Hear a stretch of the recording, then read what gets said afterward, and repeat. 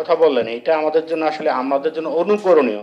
দুর্নীতি দমন কমিশনে কর্মরত সাংবাদিক সংগঠন রিপোর্টার্স এগেইনস্ট করাপশন র্যাক সদস্যদের দিনব্যাপী প্রশিক্ষণ কর্মশালার আয়োজন করা হয়। উদ্বোধন করেন দুদক চেয়ারম্যান আব্দুল মোমেন। সুনির্দিষ্ট যদি অভিযোগ থাকে, সুনির্দিষ্ট অভিযোগের পরিপ্রেক্ষিতে চেয়ারম্যান বলেন, প্রতিটি অপরাধ ও দুর্নীতির সঙ্গে রাজনীতির যোগসূত্র থাকে। শীর্ষ পর্যায়ে দুর্নীতি রেখে সামগ্রিকভাবে দেশকে ভালো করা সম্ভব নয়। এ সময় আগামী নির্বাচনে দুর্নীতি পরিহার করার আহ্বান জানান চেয়ারম্যান।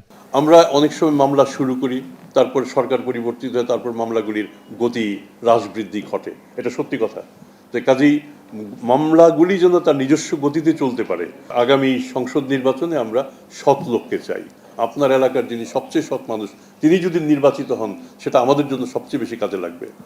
আওয়ামী লীগের শাসনামলে বহু প্রভাবশালী ব্যবসায়ী দুর্নীতির মাধ্যমে দেশকে প্রায় সর্বশান্ত করে ফেলার চেষ্টা করেছিল। এসব দুর্নীতির তদন্ত দুদক ভয় ভীতিহীনভাবে চালিয়ে যাচ্ছে। এ সময় শেখ হাসিনা সহ পলাতক থাকা ব্যক্তিদের ফেরাতে নানা পদক্ষেপের কথাও জানান তিনি। অনেকগুলি বড় বড় প্রতিষ্ঠান, অনেক বড় বড় ব্যবসায়ী দেশকে প্রায় সর্বশান্ত করে ফেলার পর্যায়ে দিয়ে এসেছিলেন। একজন অপরাধী শেখ হাসিনা কিংবা একজন অপরাধী সাধারণ মানুষের মধ্যে মূলত কোনো তফাৎ নেই।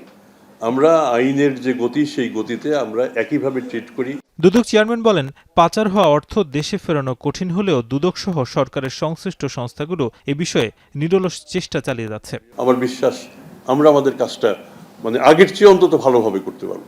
নাজমুস সাকিব, এখন, ঢাকা।